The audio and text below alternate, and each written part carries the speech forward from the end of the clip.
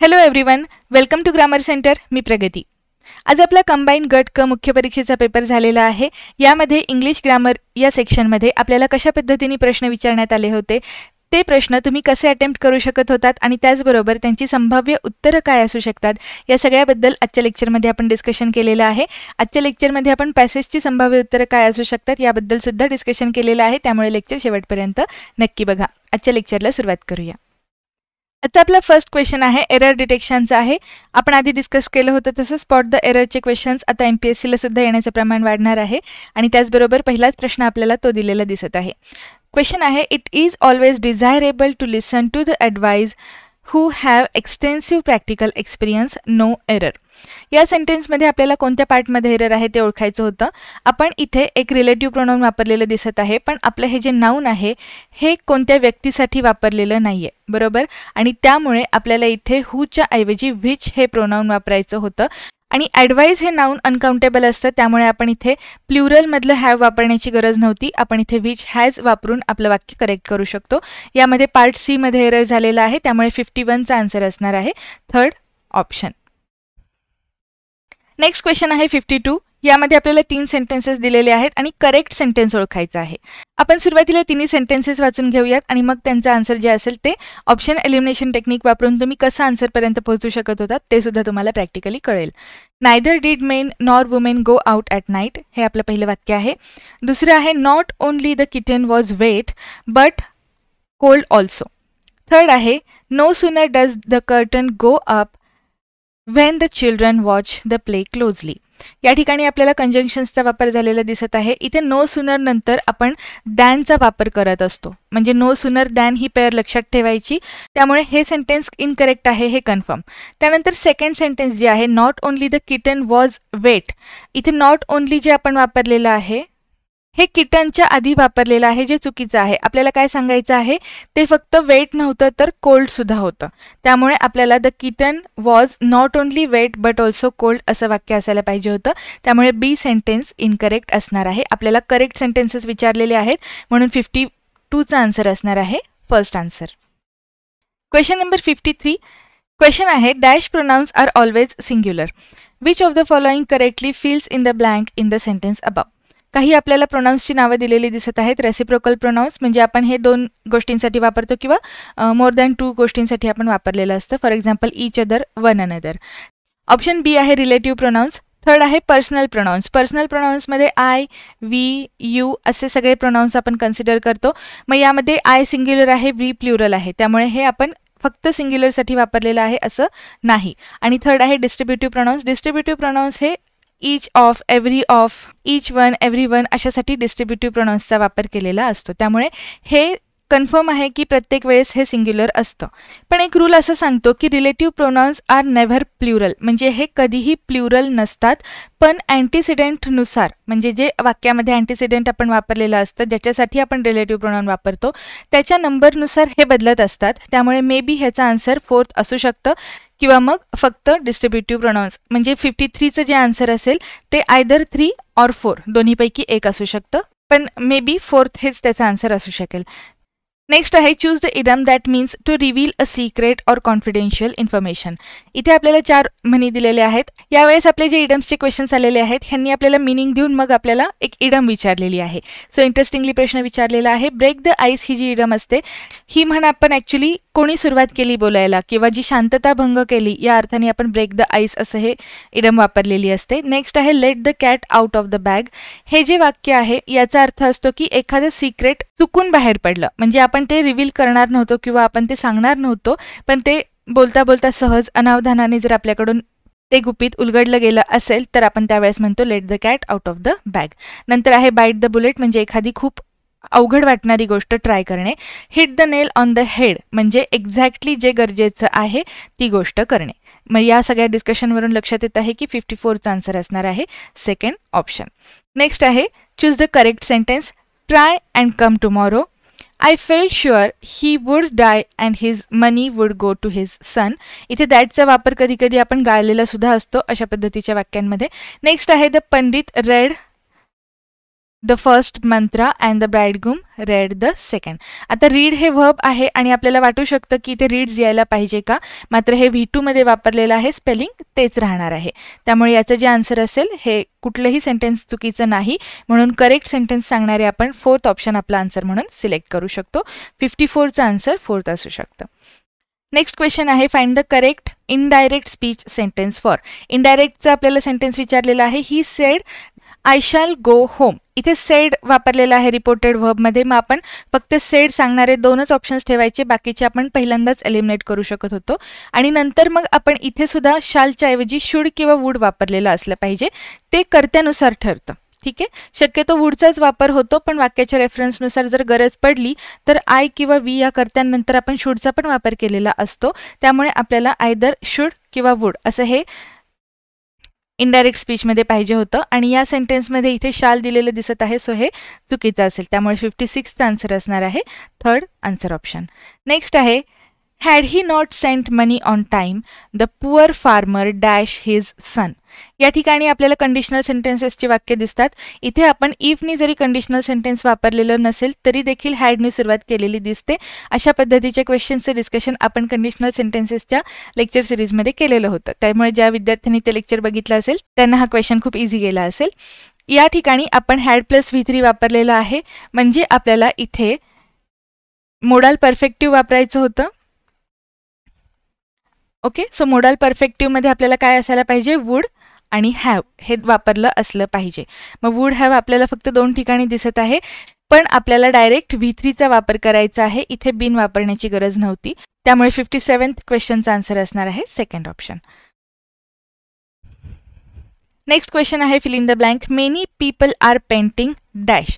आता इथे काही सेंटेन्सेस दिलेले आहेत, यामधला आपल्याला करेक्ट सिक्वेन्सनुसार सेंटेन्स ओळखायचा आहे. म्हणजे थोडक्यात हा पॅराजंबलचा किंवा मग सेंटेन्स रिअरेंजमेंटचा प्रकार आहे. या वाक्यात आपल्याला मेनी पीपल आर पेंटिंग असं सांगितलेलं आहे. So what are they painting ते शोधावं लागेल. मग इथं ऑप्शन्समध्ये आपल्याला देअर हाऊसेसनी चालू होणारे 2 सेंटेन्सेस दिसत आहेत आणि या दोन्ही सेंटेन्सेसमधला करेक्ट सिक्वेन्स कोणता असेल तर थर्ड ऑप्शनमध्ये दिलेला many people are painting their houses white these days. आपण जे टाइम फ्रेज वापरलेली असते, जे ॲडवर्ब ऑफ टाइम आपण फायलेलं असतं, हे शक्यतो वाक्याच्या शेवटी येतं. त्यामुळे हे 58चं आन्सर असणार आहे third answer option. 59th question आहे after years of guilt she finally decided to make a clean breast of her involvement in the scandal and confessed everything to the authorities. What does the phrase make a clean breast of mean. इथे actually तुम्हाला keyword दिसत आहे confess करणं, म्हणजे तिने इतके वर्ष गिल्टमध्ये घालवली, आता मात्र तिने कन्फेस केलं आहे. हे तुम्हाला प्रश्नातच दिलेलं होतं, त्याच्यामुळे ह्याचा आन्सर खूप सोपा आहे गेस करायला. ऑप्शन्स दिलेले आहेत to clean something thoroughly, to reveal or confess something, to make heartfelt apology, to face the consequences of one's action. इथे आपल्याला क्लिअरली दिलेलं आहे की तिने कन्फेस केलं, म्हणजेच ती शरण गेली किंवा तिने जे काही घडलं आहे ते सगळं स्वतःहून सांगितलं. या अर्थाने आपण हे वापरलेलं आहे. या क्वेश्चनचा आन्सर खूप इझी आहे. 59चा आन्सर असेल सेकंड ऑप्शन. नेक्स्ट क्वेश्चन आहे the doctor advised his patient where he should go for a holiday. The judge wondered who had committed the crime. It is a pity that you couldn't come. आणि next आहे although aeroplanes sometimes crash accidents are rare. Identify the sentence or sentences with adverbial clause. इथे आपल्याला ॲडव्हर्बियल phrase नाही विचारली, आपल्याला clause विचारलेला आहे. आणि क्लॉजची आपली बेसिक कंडिशन काय असते, जो काही आपण क्लॉजमधलं सेंटेन्स बनवलेला आहे त्याचा एक सेपरेट सब्जेक्ट आणि प्रेडिकेट असायला पाहिजे. आणि ॲडव्हर्ब क्लॉजमध्ये आपण काही गोष्टी कॉन्ट्रास्टमध्ये देखील सांगितलेल्या असतात.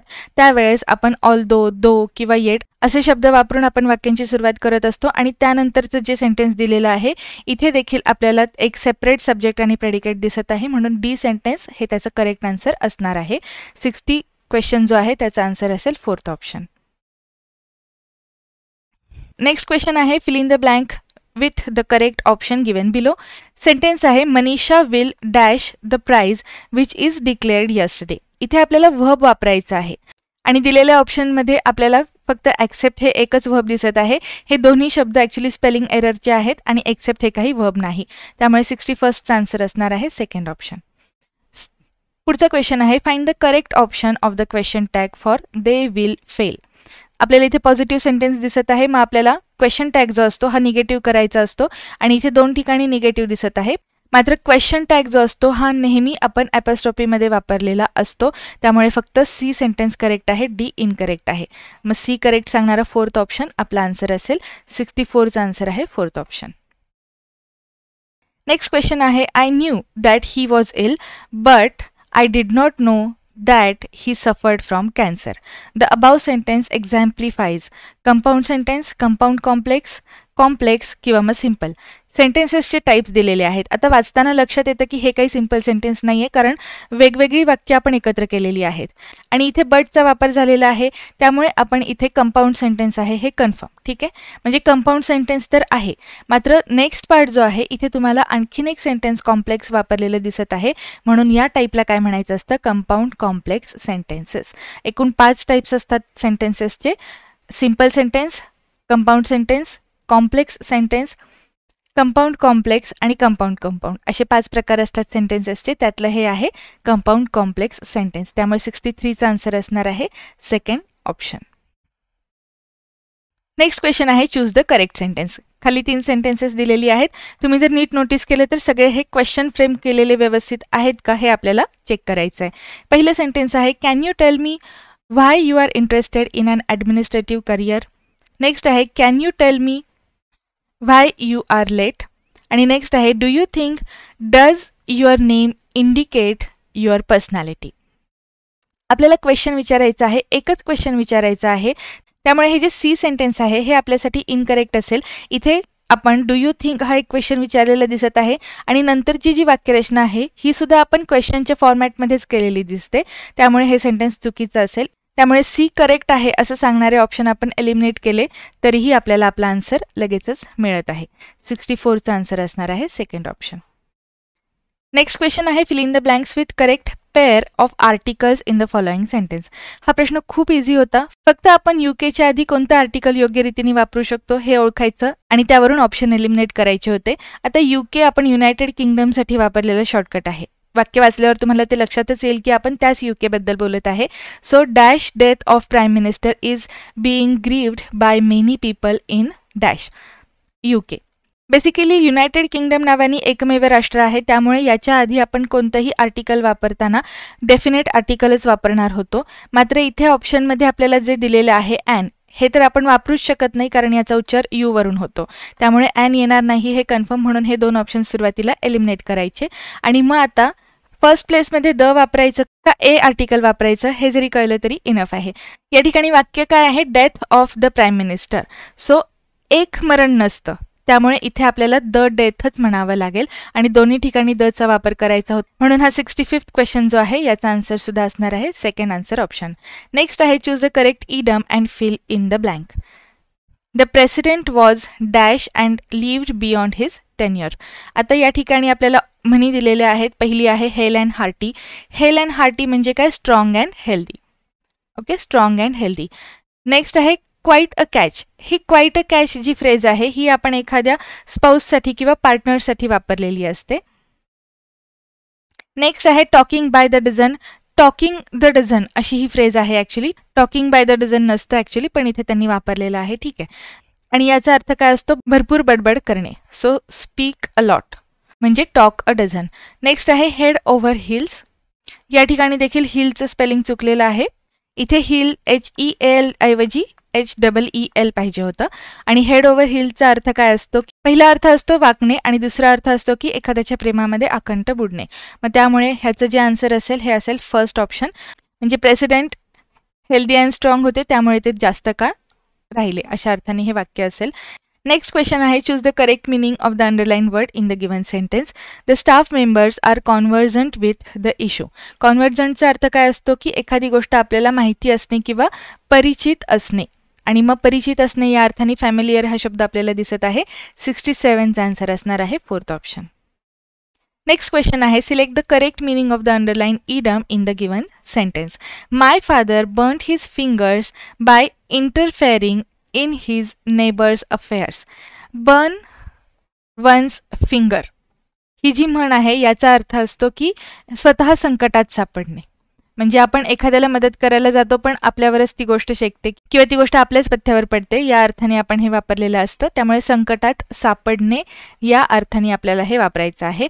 ऑप्शन्स दिलेले आहेत: got opportunity for revenge, got himself into trouble, got injury on fingers, got worried for his fingers. आता तुम्हाला वाचतानाच लक्षात येत आहे की थर्ड आणि फोर्थ ऑप्शन्स हे ॲक्च्युली खूप मिनिंगलेस आहेत, यांचा इथे रिलेव्हन्स पण येत नाही आहे. त्यामुळे सेकंड ऑप्शन हे याचं करेक्ट आन्सर असेल. हे तुम्हाला ऑप्शन वाचल्यानंतर सुद्धा सहज गेस करता आलं असतं.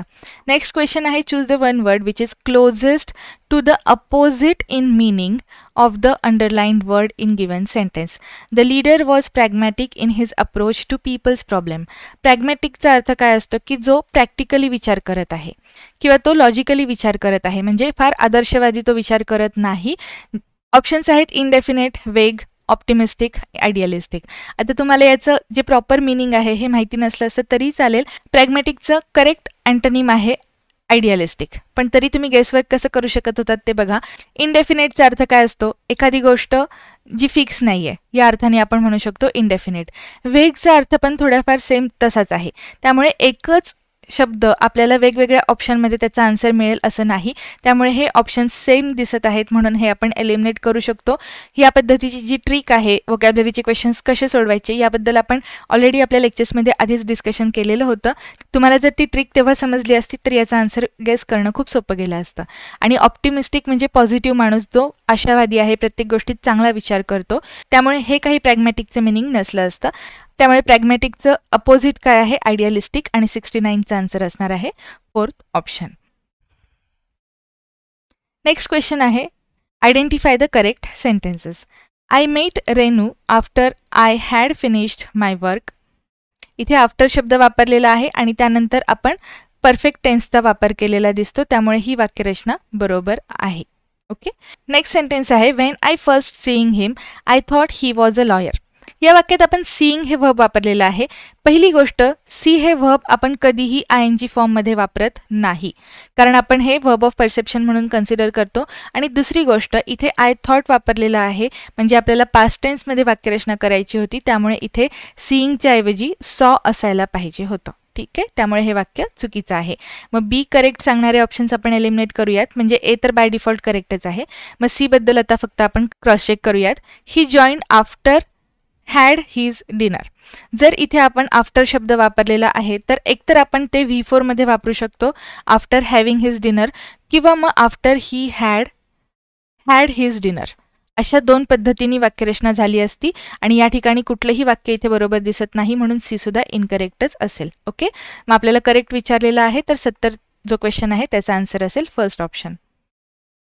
नेक्स्ट क्वेश्चन आहे: find out the meaning of the word underlined in the following sentence.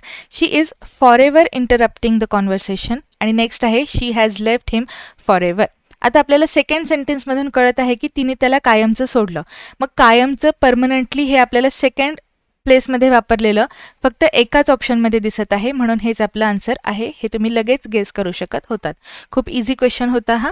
Next 71चा answer असेल थर्ड ऑप्शन. नेक्स्ट आहे: identify the verb form of underlined word in the following sentence. इथे आपण verb form कोणत्या पद्धतीने वापरला आहे हे विचारलेलं आहे. Swimming is a good exercise. ज्यावेळेस आपण एखाद्या व्हर्बला फोर्थ फॉर्ममध्ये म्हणजे आयएनजी फॉर्ममध्ये वापरतो त्यावेळेस ते असतं जिरण. पण जर ते वाक्यामध्ये एखाद्या नाऊनसारखं काम करत असेल तरी देखील आपण त्याला जिरणच म्हणतो आणि तोच प्रकार वाक्यातल्या इथे वापरलेला दिसत आहे. 72चा आन्सर असेल second option.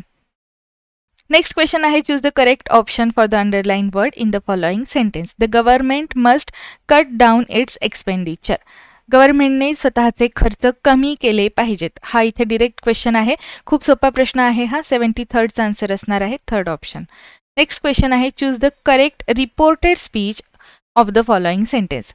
He said I do not wish to see any of you go away. दोन वाक्य दिलेली आहेत आणि दोन्ही वाक्यांचं आपल्याला इथे योग्य पद्धतीने इनडायरेक्ट स्पीचमध्ये कन्व्हर्जन करता आलं पाहिजे. ओके. आता ऑप्शन्स एलिमिनेट करण्यासाठी मी तुम्हाला ट्रिक सांगते. पहिली गोष्ट, इथे सेड नंतर जर टू वापरलेला असेल तर आपण टोल्ड वापरतो. त्यामुळे हा ऑप्शन आपण सुरुवातीला एलिमिनेट करू शकतो. आणि सेम हाच रूल अप्लाय करून आपण हा जो फोर्थ ऑप्शन दिलेला आहे सेड टू देम हा सुद्धा एलिमिनेट करू शकतो. आणि आता जे दोन राहिलेले ऑप्शन आहेत यात तुम्ही जर नीट विचार केला तर ही सेड नंतर दॅटचा वापर झालेला आहे आणि सगळ्यात महत्त्वाचं म्हणजे इथे जे सेकंड सेंटेन्स आहे त्याला देखील आपण इम्परेटिव्ह सेंटेन्सला इनडायरेक्टमध्ये कन्वर्ट केलेलं आहे. गोनी वाक्याची सुरुवात झालेली आहे म्हणजे हे आहे इम्परेटिव्ह सेंटेन्स, म्हणून इथे ऑर्डर्ड वापरून मग आपण वाक्यरचना पूर्ण केलेली आहे. हा सुद्धा क्वेश्चन इझी आहे. 74चा आन्सर असणार आहे first answer option. 75th question सगळ्यात इझी सेंटेन्स रिअरेंजमेंटचा हा क्वेश्चन आहे. Choose the correct sequencing of the following sentence. आता ज्या विद्यार्थ्यांना हे पूर्ण वाचलं तरी लक्षात येत नाही त्यांच्यासाठी मी एक सोपी गोष्ट सांगते. With the help of the teacher एवढं तर तुम्हाला लक्षात आलं असतं. मग AC या सिक्वेन्समध्ये कुठलं ऑप्शन आहे ते ओळखायचं होतं. AC सांगणारी फक्त एकच पेअर आपल्याला दिसत होती किंवा एकच ऑप्शन आपल्याला दिसत होता. फक्त हे दोन तुम्ही शब्द जरी वाचले असते तरीही तुम्हाला लक्षात आलं असतं. यावरून तुम्हाला लगेच कळलं असतं की याचा आन्सर आहे सेकंड ऑप्शन. तरीही हे वाक्य आपण एकदा परत नीट वाचूयात. The students are solving the questions with the help of the teacher for last 2 hours. असं हे वाक्य बरोबर असेल. सो DACB हा सिक्वेन्स करेक्ट आहे. 76 क्वेश्चन जो आहे choose the one word substitute for people living in the same age. एकाच एजमध्ये राहणारे किंवा एकाच काळात राहिलेली जी लोक असतात त्यांना काय म्हणायचं, त्याचा आन्सर आहे कंटेम्पररीज. 76 क्वेश्चनचा आन्सर असेल फोर्थ ऑप्शन. बाकीच्या ऑप्शनमध्ये दिलेले जे शब्द आहेत त्यांचे अर्थ आपण बघूयात. क्युरेटर जो असतो हा एखाद्या म्युझियमचा किंवा संग्रहालयाची देखरेख करणारा असतो. कॉस्मोपॉलिटन म्हणजे काय, वेगवेगळ्या देशातून वेगवेगळे लोक एकत्र आलेले असतात त्यांना कॉस्मोपॉलिटन म्हणू शकतो आपण. आणि त्यानंतर डेलिगेट हा शब्द आहे, याला आपण एक प्रतिनिधी म्हणून डेलिगेटचा वापर केले असतो. हे शब्द आपण बघितलेले आहेत आणि 76चा आन्सर असेल फोर्थ ऑप्शन. नेक्स्ट क्वेश्चन आहे after years for searching for answers she had an epiphany and finally understood the true meaning of the happiness. इथे आपल्याला एक कीवर्ड मिळत आहे फायनली अंडरस्टूड, म्हणजे सरते शेवटी तिला ती गोष्ट समजली. हा आपला काय आहे कीवर्ड. ओके, ऑप्शन्स दिलेले आहेत a sudden realisation or insight. Next आहे a feeling of confusion or uncertainty, a state of complete containment आणि a strong sense of empathy. आता यातले जे शब्द दिलेले आहेत रिअलायझेशन म्हणजे साक्षात्कार होणे, कन्फ्युजन म्हणजे द्विधा अवस्था, कंटेनमेंट म्हणजे शांतता आणि एम्पॅथी म्हणजे दया. पण आपल्याला काय म्हटलेलं आहे की तिला एक गोष्ट सरते शेवटी समजली आणि ती एखाद्या गोष्टीचं उत्तर जे आहे हे खूप वर्षांपासून शोधत होती. शेवटी तिला ते उत्तर काय आहे हे समजलं. या अर्थाने तिला साक्षात्कार झाला हा शब्द आपल्याला इथे वापरायचा आहे आणि साक्षात्कार या अर्थाने एपिफॅनीचा अर्थ असणार आहे a sudden realisation or insight. 77चा आन्सर असेल first option. 78th question. He must be asleep for there is no light in his room. The underlined conjunction in the sentence above expresses dash and hence is called dash conjunction. वाक्य वाचल्यावर आपल्याला काय लक्षात येतं की तो झोपलेला असेल कारण रूमचे लाईट्स चालू नाहीयेत. म्हणजे इथे आपण काहीतरी अर्थ काढत आहे, निष्कर्ष काढत आहे. बरोबर, निष्कर्ष काढत आहे. त्यामुळे कॉन्ट्रास्ट आणि चॉईस हे याचा आन्सर नसेल हे कन्फर्म. चॉईसचा अर्थ काय आहे निवड करणे आणि कॉन्ट्रास्ट म्हणजे काय विरोधाभास. आपण इथे फक्त निष्कर्ष काढत आहोत त्यामुळे हे दोन आन्सर्स नसतील. आणि ॲडिशन म्हणजे काय एखाद्या गोष्टीमध्ये भर टाकणे. पण आपण इथे फक्त एक अंदाज काढत आहे, निष्कर्ष काढत आहे, कन्क्लुजन काढत आहे. या एका मिनिंगवरून तुम्हाला हे लक्षात आलं असतं. त्यामुळे इन्फरन्सचा अर्थ जरी तुम्हाला माहिती नसेल तरी बाकी शब्दांचे अर्थ माहिती आहेत. या गेसवर्कवरून सुद्धा तुम्ही ॲक्च्युली हा क्वेश्चन खूप इझिली अटेम्प्ट करू शकत होतात. कसं आहे शेवटी ग्रामरच्या गोष्टी माहिती असलेलं कधीही चांगलं, पण जर तुम्हाला काहीच माहिती नसेल तरी देखील तुम्ही प्रश्न कसे अटेम्प्ट करू शकतात ते फक्त मी इथे तुम्हाला प्रॅक्टिकली दाखवत आहे. ॲक्च्युली फॉर हे कंजंक्शन जे आहे हे आपण एखाद्या रिझनसाठी, निष्कर्षासाठी किंवा रेफरन्ससाठी म्हणून वापरलेलं असेल तर ते आपण इलेक्टिव्ह कंजंक्शन म्हणून कन्सिडर करतो. सो फॉर हे इलेक्टिव्ह कंजंक्शन आहे. हे जरी माहिती असलं असतं तरी it is more than enough. म्हणजे दोन्ही पद्धतीने तुम्ही याचं जे आन्सर आहे हे गेस करू शकत होतात. 78चा आन्सर असणार आहे सेकंड ऑप्शन. नेक्स्ट क्वेश्चन आहे everybody dash speak the truth. म्हणजे प्रत्येकाने खरं बोलावं, प्रत्येकाने सत्य बोलावं या अर्थाने वापरलेलं आहे. आणि आपण एखादी सूचना केलेली असेल आणि हे जनरल स्टेटमेंट आहे की सगळ्यांनी असं केलं पाहिजे त्यावेळेस आपण शुड हे मोडाल वापरलेलं असतं. त्यामुळे या क्वेश्चनचा आन्सर असणार आहे फर्स्ट ऑप्शन. नेक्स्ट क्वेश्चन आहे match the following pairs with correct meanings. Correct meanings ओळखायला सांगितलेले आहेत. इग्नोरंट, एमिनंट, ऑब्स्टिनेट आणि प्रुडंट. इग्नोरंटचा अर्थ असतो की ज्या व्यक्तीला काहीही माहिती नाहीये किंवा जो दुर्लक्षित केलेला आहे. सो दुर्लक्षित किंवा ज्याला काही माहिती सांगितलेली नाहीये या अर्थाने अनइन्फॉर्म्ड हे याचं मिनिंग असू शकतं. इमिनंट म्हणजे एखादी अटळ गोष्ट जी आता जवळ आलेली आहे, त्या एखाद्या गोष्टीची वेळ जवळ येणं या अर्थाने इमिनंट हा शब्द आपण वापरलेला असतो. ऑब्स्टिनेट म्हणजे जो स्वतःच्याच मतावरती ठाम असतो, जो माझंच खरं असं म्हणतो, हट्टी, म्हणून आपण स्टबन हा शब्द याच्यासाठी सिनॉनिम लिहू शकतो. आणि मग राहिलेला जो शब्द आहे प्रुडंट, त्याचा अर्थ असतो वाईज, म्हणजे समंजस, शहाणा, हुशार या अर्थाने प्रुडंट हा शब्द वापरतात. या सगळ्या पेअर्स आपण मॅच केल्यानंतर आन्सर मिळत आहे 81st ऑप्शन. नेक्स्ट आहे choose the meaning of the underline idiom. How can you trust a man who plays fast and loose. Fast and loose म्हणजे काय? एखादी व्यक्ती जी डिसेप्टिव्ह आहे, जी खोटारडी आहे. ठीक आहे. सो एखादा असा फसवा मनुष्य, त्याच्यावरती आपण कसा काय विश्वास ठेवू शकतो हे आपल्याला इथे विचारलेलं आहे. आणि ऑप्शन्स आहेत corrupt nature, who is not existing, vicious. विशियसचा अर्थ असतो क्रुएल किंवा व्हायलंट, म्हणजे आपण जो हिंस्र माणूस आहे किंवा हिंस्र पद्धतीने राहणारा त्याला विशियस म्हणू शकतो. आणि फोर्थ आहे says one thing and does another, म्हणजे बोलतो एक आणि करतो एक. ऑप्शन फर्स्टमध्ये काय दिलेलं आहे? Corrupt nature. मग करप्ट म्हणजे भ्रष्ट. आणि या चारही ऑप्शन्सवरून एक गोष्ट लक्षात येत आहे की जो बोलतो एक आणि करतो एक हा माणूस फसवणारा असतो, त्यामुळे आपण त्याच्यावर विश्वास ठेवू शकत नाही. त्यामुळे 81st जो क्वेश्चन आहे याचा आन्सर 4th ऑप्शन असायला पाहिजे. नेक्स्ट क्वेश्चन आहे which of the above is or are the correct sentence or sentences in respect of relative pronoun agreement. इथे आपल्याला रिलेटिव्ह प्रोनाउन ॲग्रीमेंटबद्दल सांगितलेलं आहे. ज्यावेळेस आपण वाक्यात रिलेटिव्ह प्रोनाउन्स वापरत असतो आणि हे जर कॉम्प्लिमेंट म्हणून काम करणार असतील वाक्यामध्ये, तर आपण वाक्याची सुरुवात इट इजनी करतो आणि त्यानंतर इथे जे काही आपण प्रोनाउन वापरलेलं असतं हे नेहमी सब्जेक्टिव्ह केसमध्ये असायला पाहिजे. सब्जेक्टिव्ह केस म्हणजे काय? आय, वी, यू असे जे आपण फर्स्ट फॉर्ममध्ये वापरतो ते. त्यामुळे ऑब्जेक्टिव्ह केसमध्ये इथे कुठल्याही पद्धतीने आपण वाक्यरचना करायला नाही पाहिजे, म्हणून आय हे याचं योग्य रूप असणार आहे. आपण रिलेटिव्ह प्रोनाउन ॲग्रीमेंट म्हणजे काय हे थोडक्यात समजून घेतलेलं आहे. ऑप्शन्स काय आहेत? It is I who am to blame, it is I who is to blame, it is me who is to blame आणि it is I who is to be blamed. अशी आपल्याला 4 वाक्य दिलेली दिसत आहेत. सगळ्यात महत्त्वाची गोष्ट इथे आपल्याला थर्ड सेंटेन्स जे आहे हे इनकरेक्ट आहे हे कळलेलं आहे, कारण आपण इथे रूल बघितला.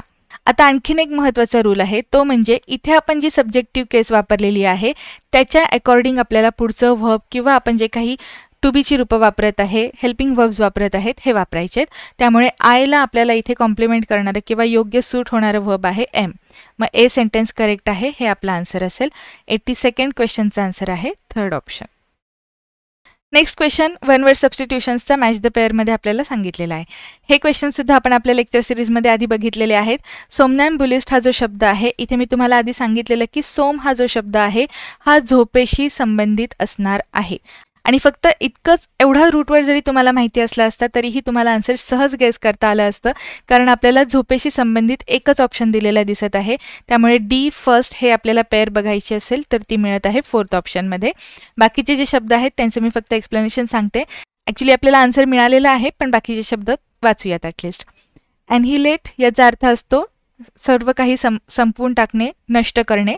मग ॲन्हिलेटचा अर्थ असेल टू डिस्ट्रॉय कम्प्लिटली. सेलिबसी म्हणजे ब्रह्मचर्य स्वीकारणे. सो विदाऊट गेटिंग मॅरिड या अर्थाने आपण सेलिबसी म्हणजे the state of remaining unmarried हे वापरूयात. नेक्स्ट आहे इनडेफिटिजेबल, याचा अर्थ जो कधीच थकत नाही. ठीक आहे, त्याला म्हणायचं इनडेफिटिजेबल. 83rdचा आन्सर असणार आहे 4th ऑप्शन, हे मगाशीच आपण डिस्कस केलेलं. नेक्स्ट क्वेश्चन आहे find out the correct meaning of the underline idiom in the given sentence. Why are you hanging back you sing as well as anyone else. इथे आपल्याला hanging बॅकचा अर्थ विचारलेला आहे. ऑप्शन्स आहेत to hesitate to proceed, to repeat, to break the voice, to come late. Option वाचल्यानंतर पण तुम्हाला सहज गेस करता आलं असतं की याचा अर्थ काय असेल. हँगिंग बॅक म्हणजे टाळाटाळ करणे किंवा पुढे जाण्यासाठी थोडंसं घाबरणे या अर्थाने आपण शब्द वापरलेला असतो. त्यामुळे पुढे जाण्यामध्ये टाळाटाळ करणे या अर्थाने आपल्याला ऑप्शन मिळत आहे to hesitate to proceed. So 84th answer असेल 1st ऑप्शन. नेक्स्ट क्वेश्चन आहे, if I had wings I would come flying to you. Which of the following conditions is expressed by the sentence above. आता आपल्याला इथे conditional सेंटेन्सचा type विचारलेला आहे. Options दिलेले आहेत, impossible condition, improbable condition, probable condition आणि likely condition.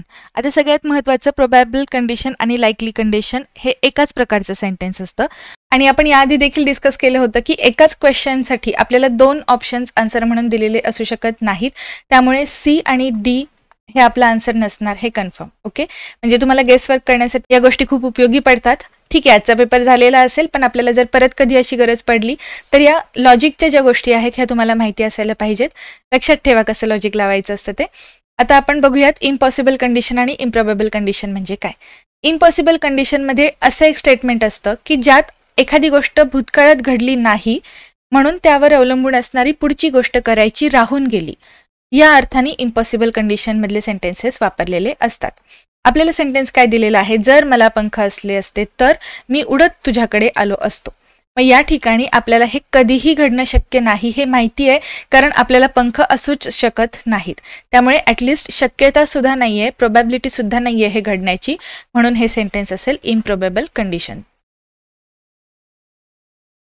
85th answer असणार आहे 4th ऑप्शन. नेक्स्ट क्वेश्चन आहे, select the idiom that means to try to achieve something that is difficult or unlikely. म्हणजे एखादी अशक्य गोष्ट मिळवण्याचा प्रयत्न करणं. या अर्थाने आपल्याला कोणती म्हण वापरायची आहे ते बघूयात. Turn over a new leaf म्हणजे एखाद्या गोष्टीची नवीन सुरुवात करणे. ही म्हण आपण आपल्या आधीच्या लेक्चर्समध्ये बघितलेली होती. थ्रो इन द टॉवेल म्हणजे या म्हणीचा अर्थ असतो की आता सगळं काही संपवणे किंवा थांबवणे. नंतर आहे beat the dead horse, actually flog the dead horse असं असतं.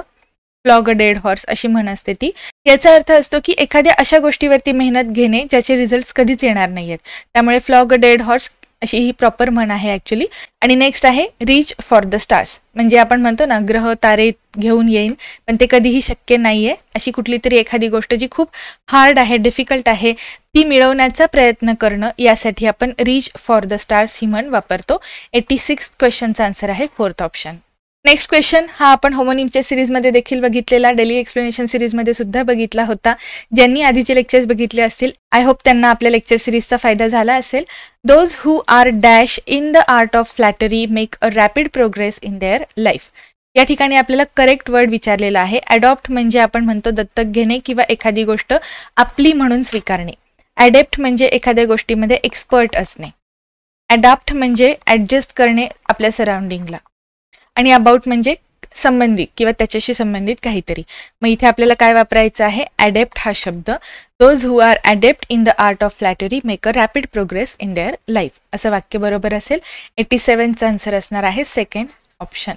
Next question, find out the correct meaning of the underline idiom in the given sentence. Unless a poet is in his element he can not write good poetry. खाली दिलेले शब्द आहेत in his home, in his job, in his. 4th option आहे in the right mood. आता एक basic common सेन्सची गोष्ट आहे. एखादा कवी कविता कधी करतो, जेव्हा त्याला स्वतःहून काहीतरी सुचतं. म्हणजे फक्त कवी आहे म्हणून तू कविता करायला बस असं सांगितलं तर तो काही करू शकत नाही. त्यासाठी त्याला काहीतरी सुचलं पाहिजे, तसा मूड असायला पाहिजे. हा क्वेश्चन सुद्धा फक्त गेसवर्कनी किंवा कॉमन सेन्सवरती सुटणारा होता. 88th क्वेश्चनचा आन्सर आहे 4th ऑप्शन. नेक्स्ट आहे मॅच द फॉलोइंग. प्रोनाउन्सबद्दल प्रश्न भरपूर आलेले आहेत आजच्या पेपरमध्ये. तुम्ही जर नीट लक्षात घेतलं तर आपली जी प्रोनाउन्सची सिरीज आपण जे डिस्कस केलेलं आहे त्याचा तुम्हाला नक्की फायदा झालेला असणार आहे. डेमॉन्स्ट्रेटिव्ह प्रोनाउन्स म्हणजे काय असतात, दर्शक सर्वनाम. यात आपण दाखवतो की एखादी गोष्ट कुठे आहे. सो दाखवणे या अर्थाने आपण धिस किंवा दॅट वापरू शकतो. सो A4th सांगणारे आपल्याकडे 2 ऑप्शन्स आहेत, ते ठेवायचे, बाकीचे एलिमिनेट करूयात. एम्फटिक प्रोनाउन्स म्हणजे काय, तर एखादी गोष्ट स्वतः कशी केली यावर भर देणे. त्यामुळे आपण कुठल्याही एखाद्या प्रोनाउनला सेल्फ, जर प्लुरल असेल तर सेल्व्स असं वापरून एम्फटिक प्रोनाउन्स किंवा रिफ्लेक्सिव्ह प्रोनाउन्समध्ये कन्वर्ट करत असतो. तो एम्फटिक प्रोनाउन्स म्हणजे माय सेल्फ आणि हर सेल्फ, हे त्याचे एक्झाम्पल्स इथे दिलेले बरोबर आहेत. त्यामुळे आपल्याला आन्सर मिळत आहे. तरी पण आपण बाकीचे जे ऑप्शन्स आहेत ते बघूयात. Interrogative pronounce what, which. आणि इनडेफिनेट प्रोनाउन्स म्हणजे काय, जे आपण कोणाबद्दल बोलत आहे हे नक्की सांगू शकत नाही. त्यामुळे एनीवन, एव्हरीबडी किंवा मग वन हे काय आहेत, इनडेफिनेट प्रोनाउन्स. 89th क्वेश्चनचा आन्सर आहे 2nd option. Identify the wrongly spelled word or words from the following words. Accept हे स्पेलिंग बरोबर आहे. एन्शियंटचं स्पेलिंग काय असायला पाहिजे? ANCIENT. एच्या ऐवजी इथे ई पाहिजे होतं. त्यानंतर शब्द आहे अट्रॅक्ट, त्यामध्ये डबल टी येतं, हे बरोबर आहे. अराईव्ह हे सुद्धा स्पेलिंग बरोबर आहे. फक्त बी एकच स्पेलिंग चुकलेलं आहे. आपला आन्सर काय असणार आहे? 98th क्वेश्चनचं 4th ऑप्शन. नेक्स्ट क्वेश्चन आहे identify the grammatically correct sentence. He is the man whom we all respect. Next आहे I don't know why she like dogs. इथे काय असायला पाहिजे होतं? She likes dogs. म्हणजे आपल्याला थर्ड पर्सन सिंग्युलर करतानंतर व्हर्बला एस प्रत्यय जोडणं गरजेचं होतं. त्यामुळे हे सेंटेन्स इनकरेक्ट आहे. मग बी करेक्ट सांगणारे ऑप्शन्स आपण जर एलिमिनेट केले तर राहिलेल्या ऑप्शनवरून लक्षात येतं की ए सेंटेन्स हे बाय डिफॉल्ट करेक्ट आहे. आता आपण सी किंवा डी बद्दल फक्त डिस्कस करूयात. His endeavours needs to be rewarded. इथे आपण एंडेवर्स हा शब्द वापरलेला आहे. एंडेवरचा अर्थ काय असतो? कष्ट किंवा परिश्रम, म्हणजे त्यांनी जे काही प्रयत्न केलेले आहेत, अटेम्प्ट. पण हा शब्द आपल्याला प्लुरल वापरलेला दिसत आहे आणि नंतर जे व्हर्ब वापरलंय हे आपल्याला प्लुरलच वापरायचं आहे. जर आपण नीड्स व्हर्ब वापरलं तर ते एकवचनी कर्त्यासाठी वापरलेलं असेल. त्यामुळे हे आपलं चुकीचं वापरलेलं दिसत आहे. तो सी सेंटेन्स सुद्धा चुकीचा आहे, म्हणून हा ऑप्शन एलिमिनेट करूयात. आपल्याला आपला आन्सर मिळत आहे 91st क्वेश्चनचा आन्सर असेल 3rd option. Find the correct synonym for the word tranquil असा आपला 92nd क्वेश्चन आहे. यात सुद्धा आपण सेम ट्रिक आपली जी वोकॅब्युलरीची मी सांगितली होती तुम्हाला याआधी ती तुम्ही लागू करून बघू शकत आहे. तुम्ही जर ऑप्शन्स नीट बघितलेत तर ॲजिटेट आणि अँग्री हे 2 शब्द समान अर्थी आहेत आणि एकाच क्वेश्चनचे आन्सर आपल्याला 2 ऑप्शनमध्ये असू शकत नाही. म्हणून हे तुम्ही सुरुवातीला आरामात एलिमिनेट करू शकत होतात. आणि मग जे 2 ऑप्शन्स राहिलेले आहेत क्वाईट नाही आहे, क्वाईट आणि डिस्टर्ब्ड, या दोन्हीमध्ये ट्रँक्विलचा अर्थ काय आहे हे आपल्याला विचारले. ट्रँक्विल हा शब्द आपण आपल्या वन वर्ड सबस्टिट्यूशनच्या सिरीजमध्ये आणि आपण एक PYQ सुद्धा सोडवली होती त्यामध्ये देखील बघितलेलं. ट्रँक्विल म्हणजे शांत असणे किंवा कुठलीही हालचाल न करणे या अर्थाने आपण क्वाइट हा शब्द वापरत असतो. ठीक आहे. सो याचा आपल्याला सिनॉनिम 3rd ऑप्शनमध्ये मिळत आहे. 92nd आन्सर आहे 3rd ऑप्शन. 93rd क्वेश्चन आहे. हा आपण होमोनिमच्या सिरीजमध्ये यातला सुद्धा एक क्वेश्चन बघितलेला आहे. हा जो शब्द आहे ऑल्टर, याचं काय मिनिंग असतं तर थोड्या प्रमाणात बदल करणे. या गेसवर करून तुम्ही बी थर्ड म्हटलेले जे ऑप्शन्स आहेत तेवढे जरी ठेवले तुम्हाला सहज तुमचा आन्सर मिळत आहे. बी थर्ड सांगणारी फक्त एक पेअर आहे आपल्याकडे, म्हणजे फक्त हार्डली 10 सेकंद 5 ते 10 सेकंदात तुम्हाला तुमचं उत्तर मिळालं असतं जर तुम्ही व्यवस्थित आधीचे लेक्चर्स बघितले असते तर. अल्टर, ऑल्टर, अफेक्शन आणि अफेक्टेशन असे 4 शब्द दिलेले आहेत. आपल्याला आपला आन्सर मिळाला आहे पण आपण तरीही बाकी शब्दांचे जे अर्थ आहेत ते बघूयात. अल्टरचा अर्थ काय असणार आहे? Place of worship. नेक्स्ट आहे ऑल्टर. ऑल्टर म्हणजे काय? थोड्याफार प्रमाणात बदल करणे, सो टू चेंज. अफेक्शन म्हणजे काय? Love, dedicate, emotions of liking. आणि अफेक्टेशनचा अर्थ काय आहे? Pretence or false show. Next question आहे The politician's response to the accusation simply begged the question and failed to provide a clear answer. What does the phrase to beg the question mean? हा question खूप easy आहे. तुम्हाला यातला फक्त keyword ओळखायला आला पाहिजे होता.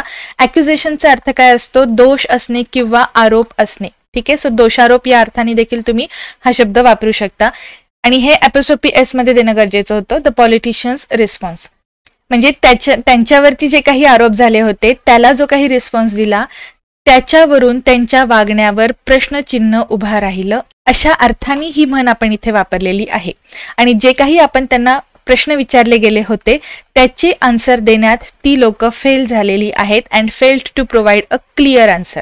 म्हणजे त्यांच्यावरती प्रश्न उभे राहिले, त्यांच्या वागण्यावरती, त्यांच्या क्रेडिबिलिटीवरती प्रश्न उभे राहिले आणि ते मात्र तिथे क्लिअर होऊ शकले नाहीत. या अर्थाने आपल्याला हे 4th ऑप्शन जे असणार आहे हे आन्सर मिळत आहे. To question someone's authority or credibility. 94th क्वेश्चनचा आन्सर असणार आहे 4th ऑप्शन. नेक्स्ट क्वेश्चन आहे choose the correct sentence. Her work is superior than. आपल्याला करेक्ट सेंटेन्स विचारलेला आहे. सुपेरियर नंतर आपण दॅनचा वापर कधीच करत नाही. इथे आपल्याला टू प्रिपोजिशन वापरायचं आहे. मग ए करेक्ट सांगणारे ऑप्शन्स आपण एलिमिनेट करूयात. मग बी बाय डिफॉल्ट करेक्ट आहे. आपण फक्त सी वाचूयात. The little girl is better than clever. आपण एकाच व्यक्तीची तुलना करत असेल म्हणजे एकाच व्यक्तीच्या 2 गुणांची तुलना होत असेल तर तिथे आपण कंपॅरेटिव्ह ॲब्जेक्टिव्ह वापरत नाही. एकाच व्यक्तीच्या 2 गुणांची तुलना असेल तर तिथे कंपॅरेटिव्ह ॲडजेक्टिव्ह वापरताना आपण जे ER फॉर्ममध्ये वापरलेलं असतं ते वापरत नाही. ओके, म्हणजे आपण काय वापरणार, मोर आणि मग जे ॲडजेक्टिव्ह दिलेलं असेल ते. इथे बेटरचा वापर झालेला आहे जे चुकीचं आहे. आपल्याला म्हणावं लागेल मोर गुड दॅन क्लेवर. मग सी सेंटेन्स सुद्धा इथे चुकीचं वापरलेलं आहे, म्हणून फक्त बी सेंटेन्स करेक्ट सांगणारा आपण फर्स्ट ऑप्शन आपला आन्सर म्हणून सिलेक्ट करूयात. 95th क्वेश्चनचा आन्सर आहे फर्स्ट ऑप्शन. इथे हा जो पॅसेज दिलेला आहे याचे क्वेश्चन्स आपण सोडवूयात आणि जिथे रेफरन्स येईल तिथे मी तुम्हाला ती लाईन दाखवेल.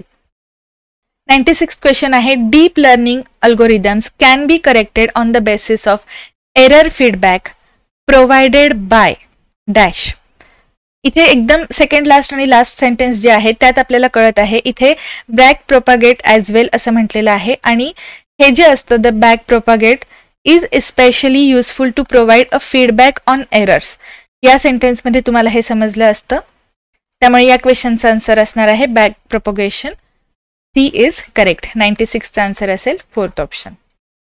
Basically speaking deep learning is. Basically deep learning काय आहे, so it is data management strategy.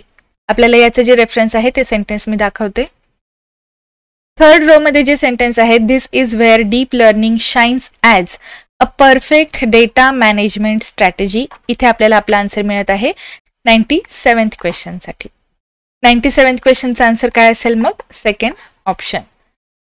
Next question, deep learning plays a very important role in. 97th question मध्ये आपण जे बघितलं की डीप लर्निंग हे एक डेटा मॅनेजमेंट स्ट्रॅटेजी आहे आणि डेटा मॅनेजमेंट स्ट्रॅटेजीमध्ये treatment, classification, analysis, security of data ह्या गोष्टी येतात, म्हणून 98चा आन्सर असणार आहे बी इज करेक्ट म्हणजे second option.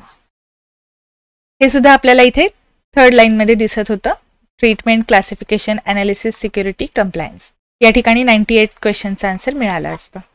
99th question, one important feature of deep learning. याचं आपल्याला फीचर विचारलेलं आहे.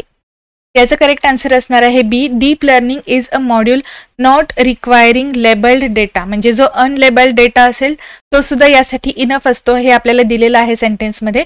त्यामुळे 99th क्वेश्चनचा आन्सर असणार आहे थर्ड ऑप्शन. हे सेंटेन्स कुठे आहे ते बघूयात. सेकंड पॅसेजमधले हे जे शेवटचे 2 सेंटेन्सेस आहेत इथे आपल्याला ते आन्सर मिळतं. Deep learning uses large amount of unlabelled data. It does not require labelled data to start learning from. त्यामुळे 99th क्वेश्चनचा आन्सर थर्ड हेच असणार आहे. आणखीन एक सोपी गोष्ट लक्षात घेण्यासारखी होती, ऑप्शनमध्ये काय सांगितलंय, सबसेट ऑफ मशीन लर्निंग, आणि सबसेट असेल तर हे more efficient than machine learning नसणार आहे. त्यामुळे दिलेली दोन्ही ऑप्शन्स इनकरेक्ट आहेत आणि करेक्ट ऑप्शन काय आहे मग फक्त बी सेंटेन्स करेक्ट म्हणून थर्ड ऑप्शन. शेवटचा question, deep learning is a part of. So it is a part of machine learning. एक सेंटेन्स आहे सबसेट ऑफ मशीन लर्निंग, त्यावरून तुम्हाला हे लक्षात आलं असतं. त्यामुळे सी करेक्ट सांगणारा फक्त एकच ऑप्शन आहे. त्यामुळे जो शेवटचा क्वेश्चन आहे 100वा प्रश्न, त्याचं उत्तर आहे फर्स्ट ऑप्शन. जिथे शक्य आहे तिथे प्रश्नाचं उत्तर सांगण्याबरोबरच जास्तीत जास्त माहिती देण्याचा देखील प्रयत्न करण्यात आलेला आहे. आय होप तुम्हाला हे आजचं लेक्चर आवडलं असेल. तुम्हाला जर लेक्चर आवडलं असेल तर लाईक नक्की करा. आणि सगळ्यात महत्त्वाची गोष्ट म्हणजे आज आपण जे काही उत्तरं डिस्कस केलेली आहेत ही सगळी संभाव्य उत्तरं आहेत. जोपर्यंत MPSC कडून ऑफिशियल की येत नाही तोपर्यंत लगेचच तुम्ही काही तुमचा अंदाज बांधू नका किंवा हताश देखील होऊ नका. आणखीन एक महत्त्वाची गोष्ट म्हणजे आपण जे काही आधीचे लेक्चर्स बघितलेले आहेत यामध्ये आपण बेसिक पासून अभ्यास चालू केलेला आणि तरी देखील आपल्याला बऱ्याच गोष्टी आजच्या पेपर सोडवताना उपयोगी पडलेल्या दिसत आहेत. त्यामुळे तुम्ही जर अजूनपर्यंत चॅनलला सबस्क्राईब केलं नसेल तर एकदा नक्की सबस्क्राईब करा. आधीचे व्हिडिओज सुद्धा तुम्ही बघा. तुमच्या पुढच्या परीक्षांच्या तयारीसाठी तुम्हाला इंग्लिश ग्रामरसाठी हे चॅनल भरपूर युजफुल ठरणार आहे. भेटूयात पुढच्या लेक्चरमध्ये. थँक्यू.